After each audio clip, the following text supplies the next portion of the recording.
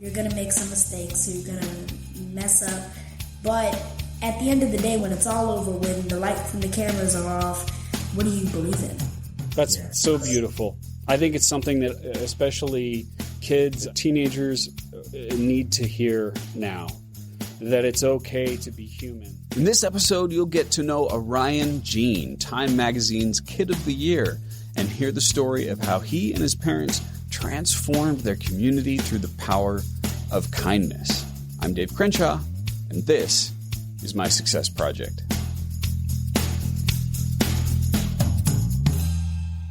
Welcome back to the Dave Crenshaw Success Project. This is the show where I teach my children how to be successful through the life stories of others, and you get to come along for the ride. Now, to be clear, this is not a show for kids. This is a show for everyone, and I built this as a way to sort of leave a legacy for my kids and teach them how to be successful. I also try to get the stories of people who have balanced success in multiple areas of their lives, not just financial or just their career, because I believe that there are 6 facets of success: relationships, health, profession, as in your career, money, your cause, as in charitable cause, and fun. Achieving balanced success in each of those areas is what this success project is all about. Now, a little bit about me, if you're new to the show. I'm a best-selling author, and I speak around the world to Fortune 500 companies, and I've taught millions of people how to be successful through my online courses, particularly my courses on LinkedIn Learning. For this show, I wanted to create a little bit of a legacy project for my kids by speaking to the most successful people I've met in my life's journey. I've met some amazing people in my career, and some of these, like today's guests, you've likely heard of in the news or social media. Others maybe have flown under the radar. But Orion Jean, my guest today, isn't one of those. I first got to know Orion and his family a couple of years ago when I heard about what he was doing for his community. And I thought, I've got to get to know him and his parents, and figured out how they created an environment where someone like Orion can thrive. At the time of this interview, Orion Jean is an 11-year-old with a mission to spread kindness around the world. He started out using a $500 prize he won to donate toys to the Dallas Children's Hospital in 2020. Since then, he's collected over 100,000 meals for local families and founded the charity Race to Kindness, which has the goal to collect 500,000 books for children in need. And he was named Time Magazine's Kid of the Year in 2021, and he was interviewed by Angelina Jolie. He also published his first book in 2021. It's called A Kid's Book About Leadership. I got this book. My kids have read it. My daughter, Darcy, talks about it regularly. It's a fantastic book. And Orion's been seen on Ellen, Good Morning America, CBS Evening News, and a whole lot more. Also, Orion's parents are here, and they are high achievers in their own right. Carrie is the Senior Territory Account Manager at Johnson & Johnson Vision and has been in the healthcare industry for over 15 years. And McDonald Jean is the Vice President of Account Management at Corvell Corporation. Oh, and they're also entrepreneurs with a lot of other projects that they're working on. I'm so thrilled to have you here, Jean family. Thank you so much for coming on the Dave Crenshaw Success Project and sharing your story with us.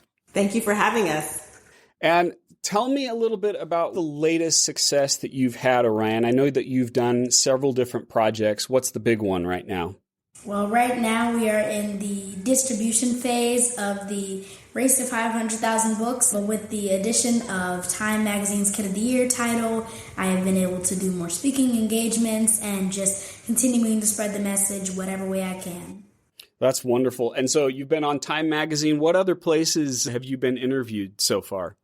I've had the opportunity to be on Ellen and the Kelly Clarkson Show and Good Morning America, and it has been such a blessing to continue sharing the importance of kindness through so many different facets and through so many different ways. That's fantastic. And what has the journey been like for you, Carrie or McDonald, whichever one of you wants to take that? It's been an interesting challenge because it allowed us to stretch in ways we didn't think were possible. I mean, we already had pretty busy lives prior to any of this. But I think what we've been able to learn in the process is that if something is really important and you really see value in it, you'll find a way to make it work. And I think that the rhythm that we hit, we figured out a way to squeeze it all in between all the other things that we had originally going on with our lives, and plus the impact that we saw that it had on people's lives. So we found a way to make it work. And I want to say that this interview is as much about you two as parents as it is about Orion. So we're going to be jumping back and forth because as a parent, and I know many of the people who listen to this are also parents, one of the questions that we have is, wow, what do we need to do to cultivate an environment where an Orion can thrive, where you can do the kind of things that you're doing? So let's use that as a starting point and just transition to what I call the prologue. So the prologue is before all this happened. What was life like? First of all, Carrie and McDonald, you said you two work. What jobs do you have? What is your daily job for all this? I'm an account manager for a healthcare company, and I also have a travel agency as well. So you own a business in addition to this other job. Yeah, that'll keep you busy. and McDonald, what do you do? Sure. I'm a vice president of account management for a healthcare cost containment company. And both my wife and I started businesses in the pandemic. So I own a clothing line and she owns the travel agency. So, yep, we both have a lot going on. So you have two businesses going on, two jobs, and all these interviews that you've been doing with Orion and supporting his speaking tours, so to speak. Yes. So our days are definitely full. And Orion, how old are you now? I am 11. Fantastic. So talk to me about, I know that this started when Orion was 9. Carrie, can you paint a picture of some of the things that you do as a family, that you were doing as a family when you were 8? I know you've got your other son there, Crown. What kind of environment are you trying to create in your home? Well, I think it goes without saying that a couple of years ago, before Orion's Race to Kindness journey began, the pandemic had just started. I think it added just a different level of complexity to everything that he wanted to do. We've had times where we've thought back on what if the pandemic hadn't been here, had certain things gone easier. But I think prior to, we wanted to, get Orion in sports, and he was playing soccer on the weekends, and we wanted to spend just a lot of time as a family watching movies and hanging out and just connecting as a family. And I think every person, throughout these last 2 years their life has changed in so many different ways from a COVID perspective, that some of maybe the initial goals that they had, for their family were altered slightly because of just all the strains that COVID, placed upon us. So do you think it's safe to say that what has occurred with Orion and all these things, that maybe that wouldn't have occurred without the pandemic? Maybe not on this scale, but to take it even further back, you asked about the sort of environment that we were trying to, foster, for the lack of a better word. Yes. Fun fact about my wife and I, the way we met is we both were part of these service organizations or fraternities and sororities in college where we met. And our parents have also always been really service-oriented people. So when we had Orion, he would come to projects and things on the weekend, whether it be helping out in the community in some small way or partnering up with an existing nonprofit that's doing some work in the community. So he was always around that environment. And as a matter of fact, the organization that sort of kind of helped catapult a lot of these events that we've been participating in was one of the very first ones that he participated in, and then circled back, and that's the same organization that he actually partnered up with to collect 100,000 meals. So he was already sort of around that. He understood the importance it is to not be a selfish person and think of others first. And so we've always tried to just foster that in all things that we do. So I think naturally it just became something that was important to him. So your example really had a direct impact. Orion, did you see that in your parents? Did you see what they were doing and go, wow, that's something that I want to be? Absolutely. And it wasn't just the service projects or the times where they would take me out to do service on the weekends, but it was the times where we would normally interact with people, and the time at the restaurant where you're interacting with the waiter. How do you choose to be kind to them, or do you choose to be rude? It was those small examples that they always put into motion that made me think, hey, going forward, when I grow up or when I come across this situation again, I'm going to choose to be kind, because they were able to set that example for me. Let's take a quick break.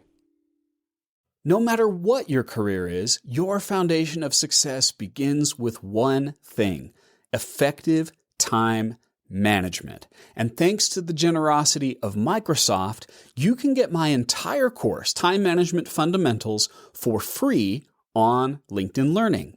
Go to davegift.com to get your free access now. This is the course that millions around the world have used to become more productive and reduce stress. Everyone from Fortune 500 executives to freelancers to students.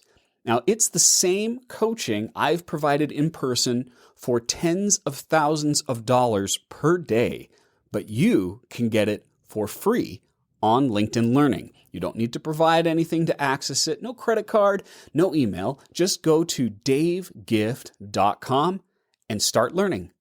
Thank you so much, Microsoft and LinkedIn Learning, for your partnership. davegift.com. I'm a big believer that little moments add up to big things. And what you're saying is the little things that they did that was regularly teaching you and helping you form an idea of, this is the kind of leader I want to be. Yes. So let's talk about a little bit of the challenge before we get into the success. I know as a parent, failure is a big part of learning how to succeed. So were there times where you were struggling or thinking, maybe I'm not doing a great job as a parent? You know, one of the biggest challenges as parents that we experience is that we sometimes think we have to be perfect. We have to get it right every single time, and that we won't, have faux pas or say things or do things where we aren't in the right stride to set the perfect example for our kids, because they pay attention to a lot more than we realize. When we got started with the first project, I remember our living room looking like a UPS facility. It was, logistically insane. And we hadn't really prepared for it because we didn't know how large of a scale any of this was going to be. And so there were times where there were frustrations because we had never done anything on that scale before. And that was the smallest project, the one where we were collecting toys. And so I think while, the purpose of what we were doing, the underlying reason of what we were doing was a really good deal, we did struggle at first because we wanted to try to get some normalcy in the midst of all that was going on. So it was definitely challenging. And so was that a conversation that you had where you had to step back and talk with each other about it and say, reassess? Or did it just kind of happen as you were going along? No, we've had some pretty tough conversations. After the first project, it was like, okay, great. This was perfect. We impacted a lot of people. We impacted the children and so forth. And because we started to see logistically what it would require of us, in addition to school that Orion was having to deal with already, we really had to consider whether or not it was something that we really wanted to do. And I think when we really dialed it back and really sat down and thought about it, the impact and the reach was just too great to walk away from. So we decided to continue. So that's a good place to transition to where things started. What was the moment, Orion, where you first began the journey toward these causes and ultimately being Time's Kid of the Year? What was the first thing? Right. Well, I know that we've talked about a lot how my parents have been able to instill values in me, but I think that the moment that it all really started was when I received an email from my teacher about a speech contest that she wanted me to enter. But it was on short notice and there was less than 24 hours to compete in the contest. And my mom told me, I remember she told me, you can't win if you don't enter. I was scared of failure, but if I didn't give myself that chance, how would I ever know if anything was going to come out of it? Because if I had just walked away that day and said that I don't have enough time and it's not going to work, then none of this would have been able to happen. So that speech contest, which I ended up winning, it was the catalyst to something that had been building up for longer than I knew. That's amazing. And Carrie, what was your level of involvement when he first started doing the speech? Was it something where he was just doing it all himself, or were you hands-on with that process? Yeah, I remember coming home from work and kind of finding out about this competition that was due the next day. And as Orion mentioned, we had the talk of can't win if you don't enter. And so as he was crafting his speech that night, he not only had to write the speech, he also had to record a video of himself presenting it. So it was kind of like we had that evening for him to get it together. And then the next morning, McDonald filmed him doing his submission, and we had to turn it in because he had to go to school.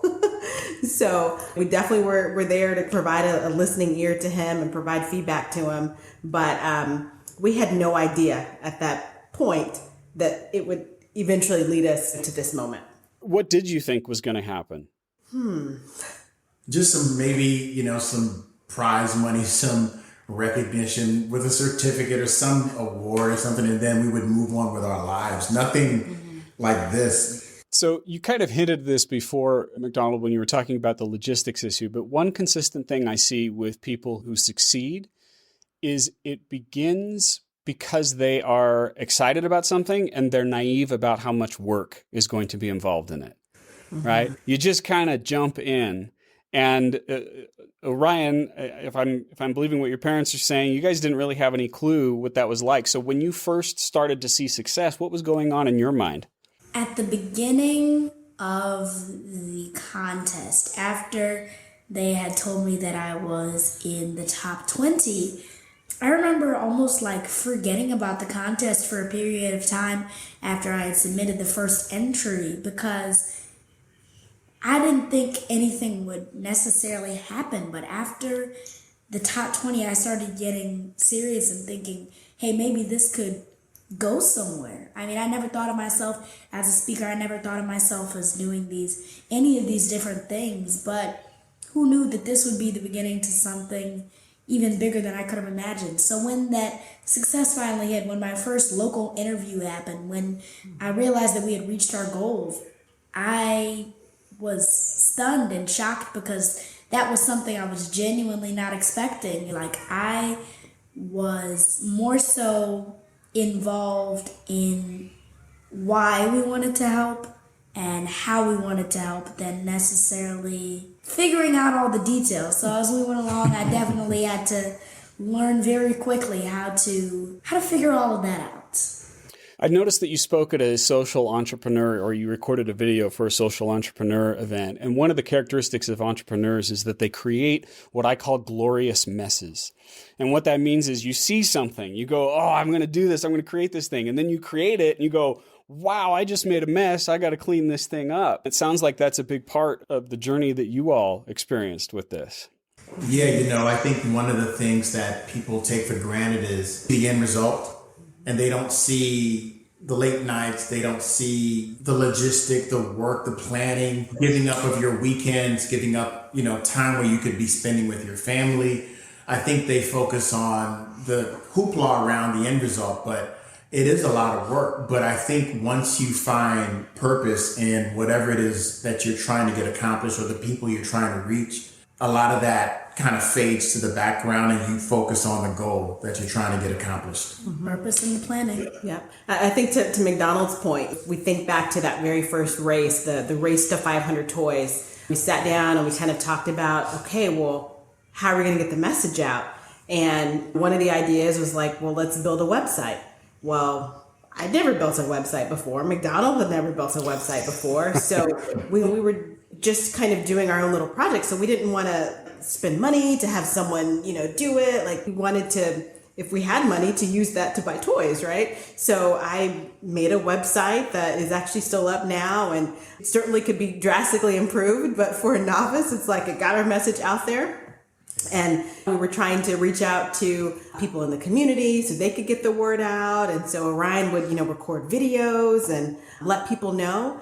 And I'm sure, Dave, you can appreciate this. It's like you record one video, but then you have to re-record it again. And so you maybe got 3 or 4 takes. And And all of that takes time, right? You might spend an hour each evening on things like that. There's definitely a lot of things that go on behind the scenes that people don't always get to see. And as McDonald said, you kind of see the end result, but you may not realize that there was a lot of many steps to the finish line. So, Orion, I know that when you won the prize money for the speech, that's when you first decided to donate it to a worthy cause or to create that cause. Is that correct? That's when it began, but at the time we were frantic trying to find a cause that would truly make a lasting impact. And it took us a while to find the perfect fit, but when we did, we knew that it was the right choice and that we would make an impact big enough to last as long as it needed to. So was it one of your own creation, or were you adopting someone else's cause? It was a combination, because donating toys, which is our first project, is nothing new. But I think that for us, it was something new because we had never done anything volunteering on this kind of scale. But when we were able to finally decide on donating toys, then it was like, okay, which hospital? And then where are we going to buy the toys? And where are we going to, all of the different things that had to come together for us to make the end result look good, to make all of the pre-planning and the planning worth it. But that was you all creating that. It wasn't like you were partnering with somebody else who already had a distribution channel for the toys.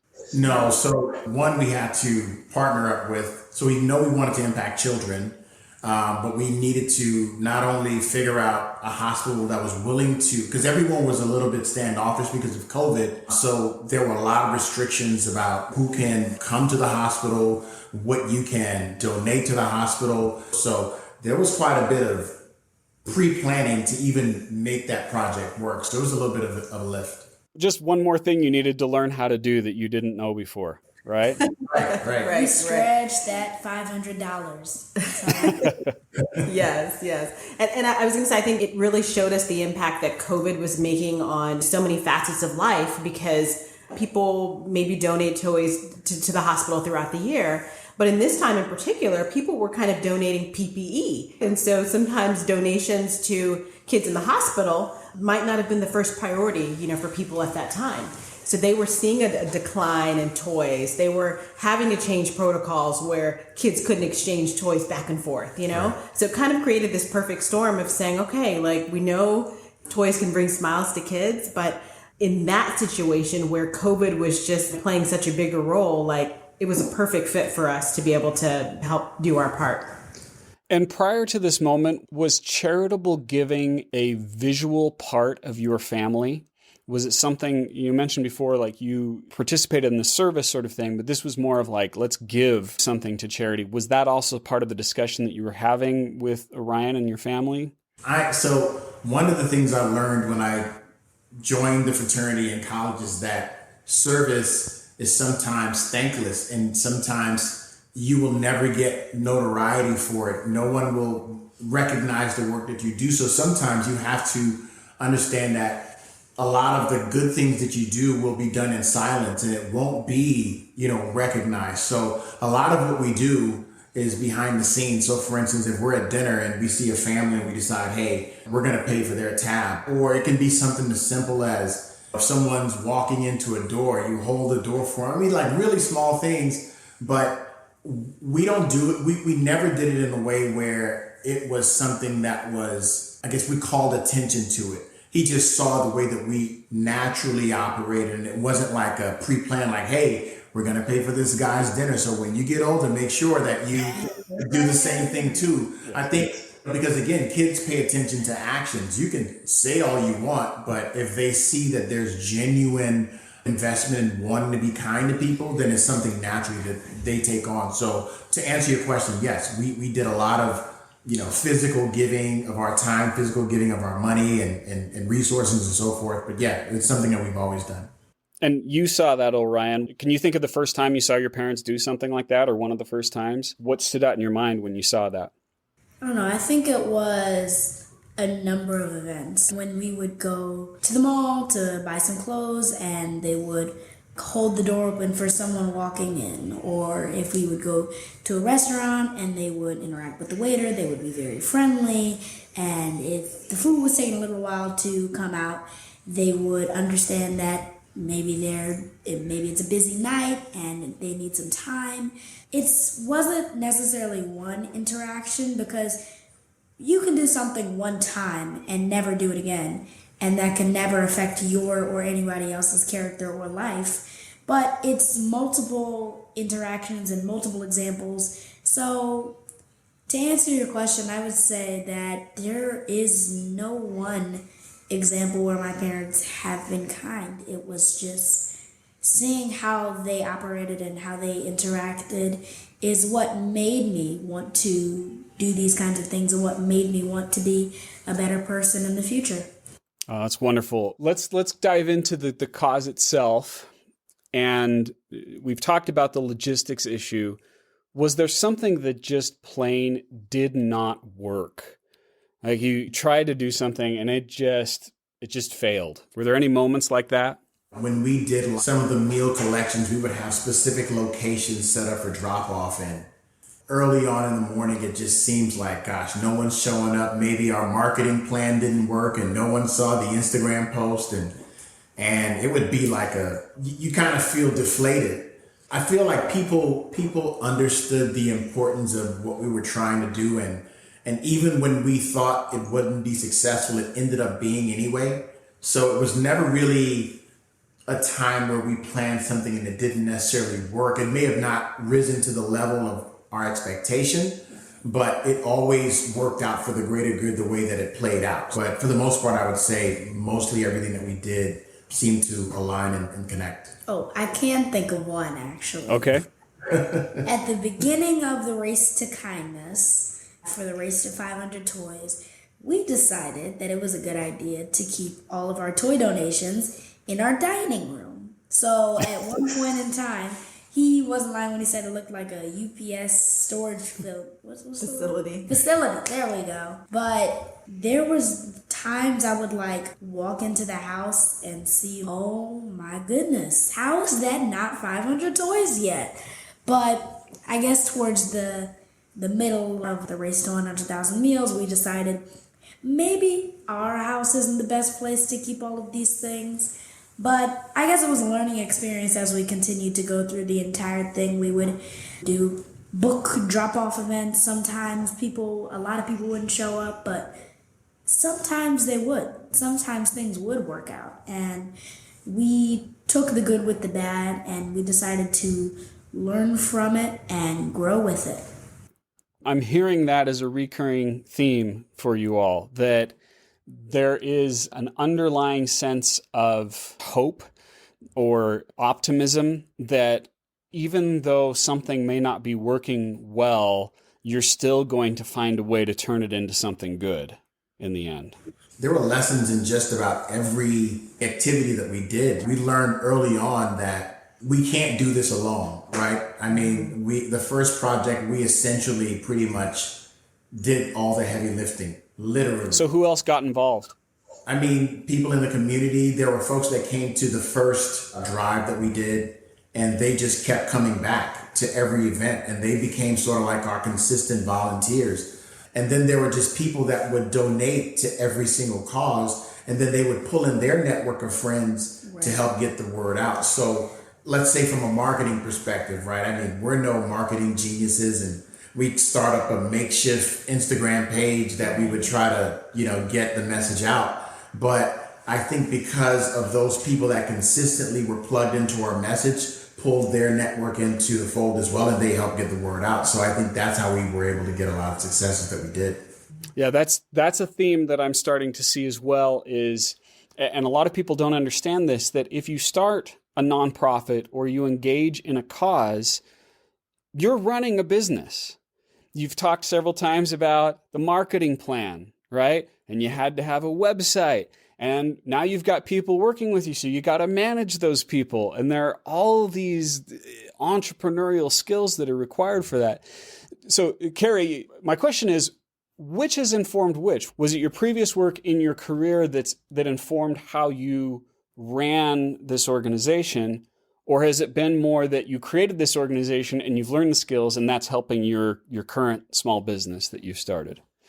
I would say it's the latter. It was definitely on the job training. Yes. And there's certain things that you kind of have an idea of how you think it might work, but until you're really tasked with trying to pull together the different partners. I know we've talked about the toys a lot, and we can certainly talk about the meals and the books as well, but it was like, okay, we want to collect 500 toys for a hospital. Well, let's pull up the hospitals, right? Let's even figure out which hospitals are in our area. Let's figure out who we even need to talk to at these hospitals to let them know what this and at the time he was 9, what this 9-year-old kid would like to do, right? Who are the right people that we need to connect with?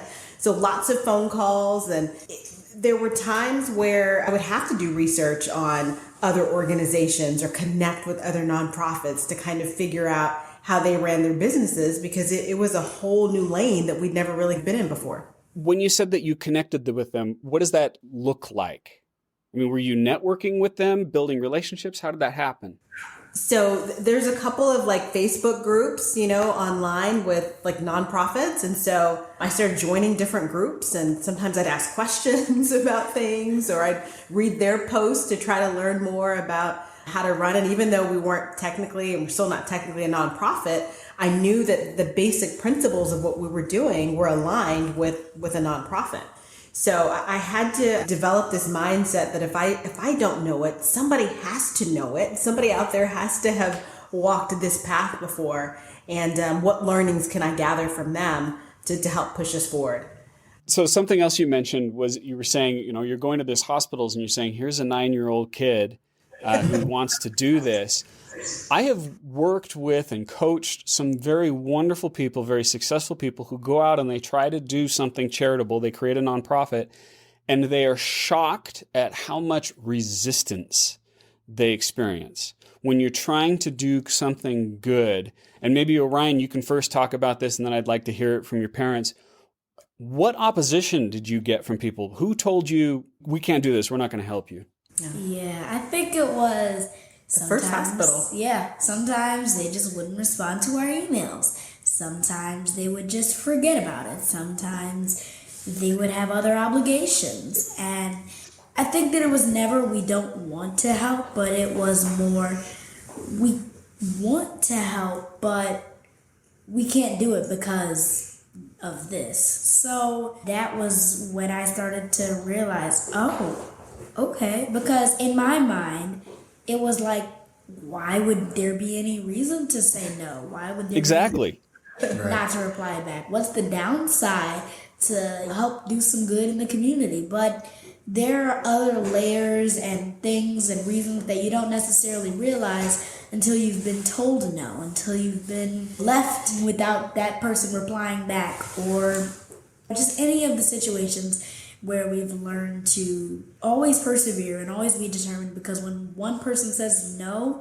there's always somebody out there who's going to say yes. Yep. When one door closes, there's always somebody else who's going to open the door. Yeah, it was almost like, not just in that example with the toys, I think in all of them, I feel as if certain things had to happen or not happen for things to work out the way that they did. Give you an example. So we were nearing the finish line for the 100,000 meal. We had a huge deficit. We were close to the 95,000. Orion was really adamant about getting to the goal, right? We had to hit the goal. It was Orion who set that number. Yes. So yes. Well, I mean, he would throw a number out. We would say it's ridiculous. He would say no, he thinks we can do it. And so we would roll with the number. But we got to a certain point and we just kind of hit like a stalemate, and we just can't figure out what's going on. And so we just happen to be at a certain food bank, and Amazon is there. And we can talk about some of the corporate partnerships and so forth. And they just so happen to be there doing a completely different event on their own. And through a conversation with one of the guys that were there, and we told him what we were working on, and he got my information, and he literally said, meet us at this Whole Foods store, and we'll give you a truck full of the rest of what you need to make up the deficit. But there were so many instances of that happening where, just being in the right place at the right time or the wrong place at the right time, where people were able to help make up some of the shortfall that we weren't anticipating, or at least when we ran into like a brick wall and we just didn't know what else to do, it just always seemed to work out. It is so important when you're trying to accomplish something new to partner with someone who is already successful. Yeah. It's not that you don't have the capacity to achieve something. It's just that it's going to be so much easier if you can borrow what they've already done. And so I want to dive more into those corporate sponsorships. How did you create them? Or was it just by virtue of Orion's story that they were like, let's help? Yeah.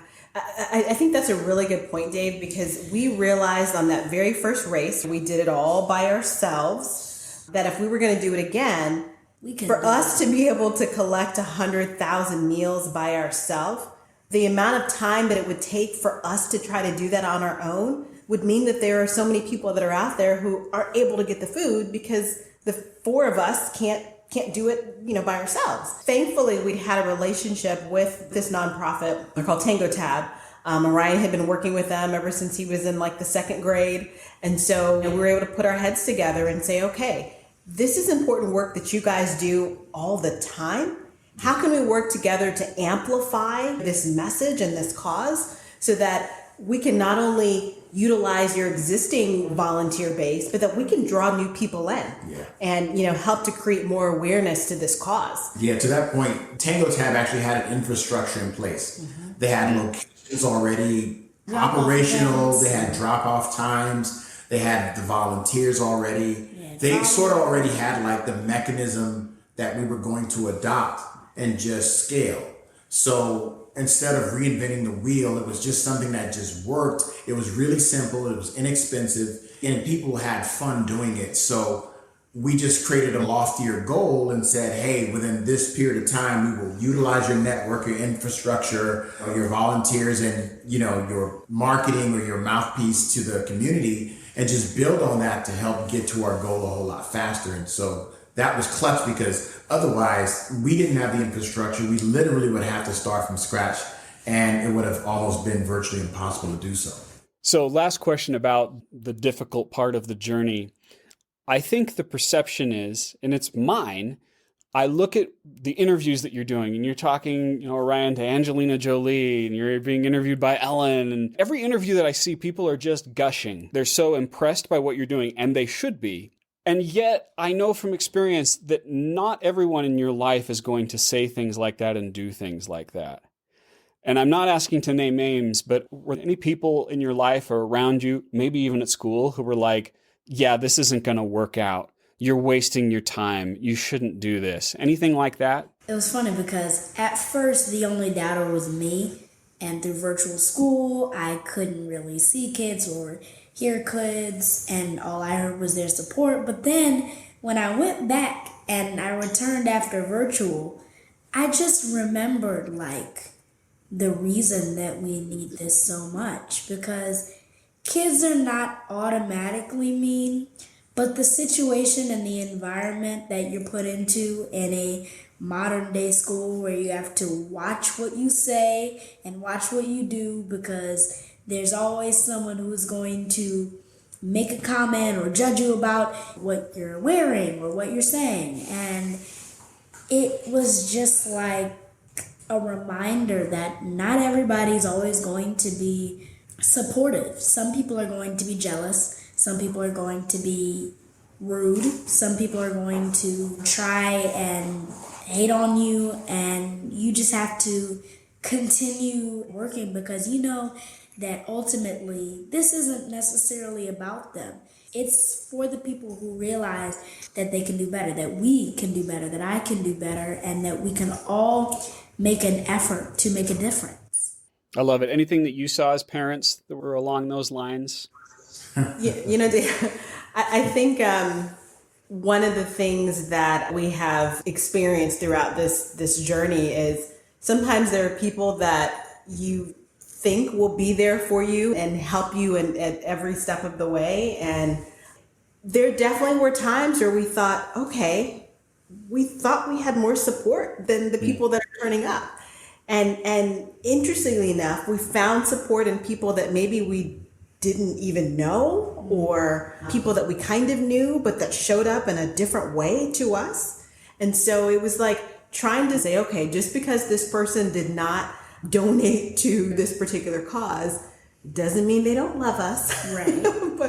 but also we were in COVID. So like everybody had stuff going on. So just trying to like not create situations where there was maybe personal feelings that you held against somebody because of them not maybe supporting or showing up in that way. And just trying to stay focused at the end of the day of whatever our end goal was.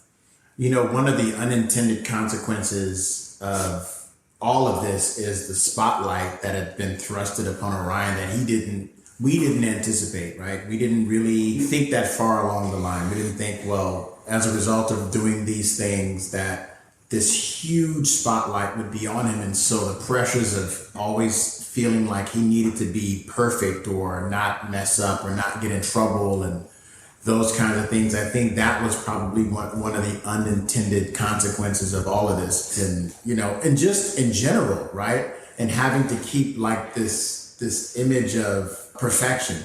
And I think, how do you manage that?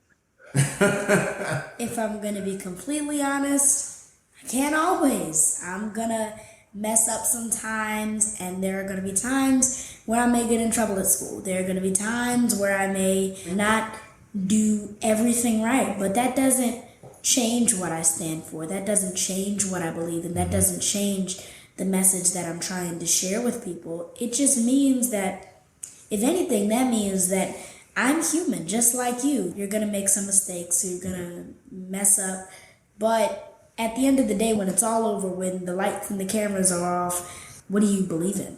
That's so beautiful. I think it's something that especially kids, teenagers need to hear now, that it's okay to be human. It's okay to make mistakes, because right now we're living in a bit of an epidemic where kids are feeling way too much pressure, way too much stress to be perfect, because any little thing that they do can be broadcast instantly. So thank you for sharing that wisdom, Orion. So let's shift gears to where we are now and where things are headed. So quick check-in. Let's talk numbers. How many people have you served? How much money has been raised at this point? So if I can do the math. So we did, the race to 500 toys, but we ended up collecting 619 new toys. We did the race to 100,000 meals, and we collected 100,954 meals. 984 meals. Over 100,000 people received meals during that time. And then we were finishing up the race to 500,000 books. And we've partnered with several literacy nonprofits, both local as well as national, to help get those books out to families that are in need of books. And so one of the ways that we do that is actually free book fairs. Orion's got a book fair that's coming up here this weekend, and we try to make them bigger and better every time. Like I know this weekend we're giving out fruits and vegetables and food for box lunches and entertainment.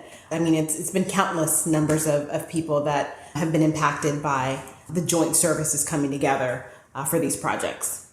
And where do you see things headed in the future? I think one of the things we initially thought we had to do with this movement is to be the ones always in the weeds doing the work, as opposed to being the bullhorn to spread the message, to get other people involved in their own way, in their own community. So I think the next evolution beyond some of the work that we may do locally or partnerships that we may do with other folks is just trying to get more people involved, because, Orion talks about this domino effect that kindness is. And that's sort of the next evolution of it, because again, I don't think that it's sustainable for us to continue to do some of these large scale events, although we will do others in the future. But the goal is to inspire the next Orion, the next person that's going to maybe have another idea as to how they can reach more people and get more people involved in their community. So I think that's more so the more immediate future, but there are other initiatives and things that Orion is participating in, public speaking events and some other things that are coming down the pipeline. Orion, talk a little bit about the speaking, because I think a lot of people are fascinated about that. I know a lot of people wish they could do that and have that opportunity. First of all, who are you speaking to? What kind of groups are bringing you in right now? Right now, I am talking to educators, kids. I recently did a school assembly, but mostly adults, because I could talk to kids forever about they need to be kind in their lives and that they need to go out and make a difference. But I think where the ripple effect can begin is with the parents or the teachers who are teaching that to their kids or to their students, so that they can continue to go on and spread that message. And I think I have to blame most of my speaking abilities on the books that I read. Like right before you came onto the call, I was reading a book, and it's called Sal and Gabby Break the Universe by Carlos Hernandez. And this is my third time reading it, but it's good. And the reason that I was able to explain that to you was it seems like my brain is taking into account all of the words that I've read. I know that literature is definitely a big part and a big help, and that's why I'm trying to spread that message so much, that kids need books. Kids need literature and books that they can enjoy, so that they can not necessarily speak like me, but to be able to speak well. That brings up that you did write a book, a kid's book about leadership, which, by the way, I bought a couple of copies for it for my 9-year-old daughter. I have 3 kids. We have a tradition that you might find interesting.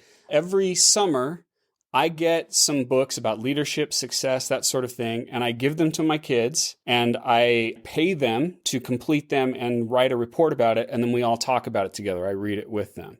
Like a summer reading list or a book club, but better.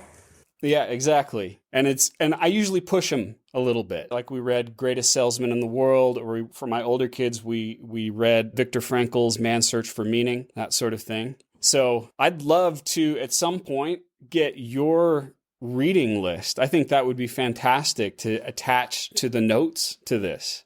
You think you could send that to us? Oh, absolutely. I've been wanting to do that for a very long time. I think it'll help a lot of people. Books. I have a collection. Wonderful. Yeah, let's do that. Okay, so here's the part where I sort of wrap things up. The coach in me, the teacher, the consultant in me wants to look for lessons that anyone listening to this can learn and do something about. The point of this is not that the Gene family is special, which you are, but not that this is just something that some family that I've never met can do because they have unique gifts. But I think anyone can do what you've done. So I'm going to share a few lessons that I picked up during this interview, and then I'd like you to, however many of you want to add any lessons that you would want to point out. So the first one that stood out to me was that optimism, the inherent belief that you all have that everything's going to work together for good in the end. That I heard the phrase multiple times where, one door closes and another one opens, or what we went through led us to the point where we could succeed. And I think that's a mindset that anyone can adapt in their situation. The other one, this came up a couple of times, was the importance of partnerships. That if you're trying to create something new, do something good, don't try to do it all yourself. Get other companies involved, get other people involved. That's going to leverage your ability to succeed. The other one was acquire the skills as you go, right? You found yourself in it and you went, we don't know how to make a website, but we're going to make a website. We don't know how to partner with hospitals, but we're going to find out how to do it. So you have to keep developing your skills. And then the last one I think was so important. And Orion, what you said really stood out to me, especially when you're experiencing opposition, is to keep the cause in your mind, keep what you believe in your mind and focus on that so that when opposition comes, you say, you know what, I know why I'm doing this. I know who I am. Is there a lesson that any of you would like to add that I missed from this? I think that you explained it perfectly. Like, if you don't know how to do something, you're eventually going to have to learn. We jumped into the deep end and we had to learn how to swim because we knew what we were swimming for. We knew that there was something on the other side of the pool. And really love analogies, as you can probably tell, the race to kindness, the ripple effect. But it's been a journey, and it's definitely not over, and we continue to learn new things and new lessons as we go.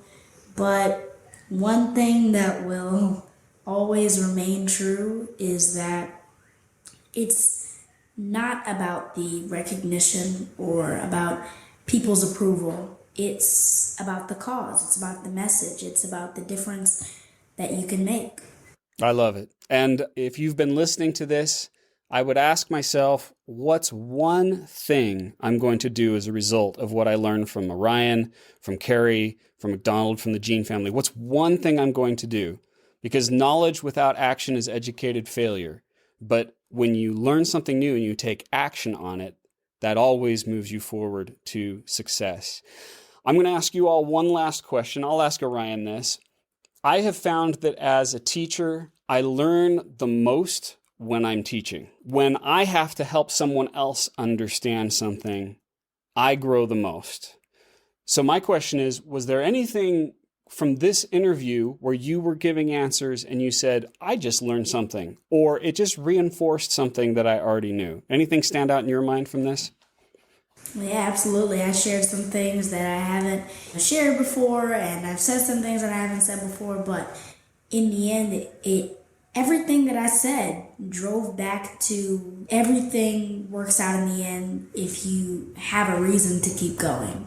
And I don't know, I feel like every time I do an interview or a speech or anytime I talk to anyone about this, I realize that this is the goal. This is the dream, that we are able to continue telling people why we do this. We get to continue telling people that it's possible if you continue trying and if you believe and if you persevere through all the problems. And I don't know if there's any particular statement, but you're right. Every time I try to tell somebody about my advice or what I've learned, I learn more because the interactions with those people are what helps me continue to grow. What's the current cause right now? Someone watching this, they want to participate, they want to help. What's the current cause that you're working on? Right now, we're still distributing 500,000 books. So, okay. But we always encourage people. We've got our national nonprofit and local nonprofit organizations that at any moment would welcome, donations to help further their support. Where should someone go to do that? They can go to www.racetokindness.com. Okay. And is there a place to make a donation there? Yes, there are donation links there to our nonprofit literacy organizations. Okay. And they can pay with money to help support it? Yes, they can pay with money. Most of the organizations, even a $4 donation can help them to purchase multiple books for children. Okay, that's wonderful.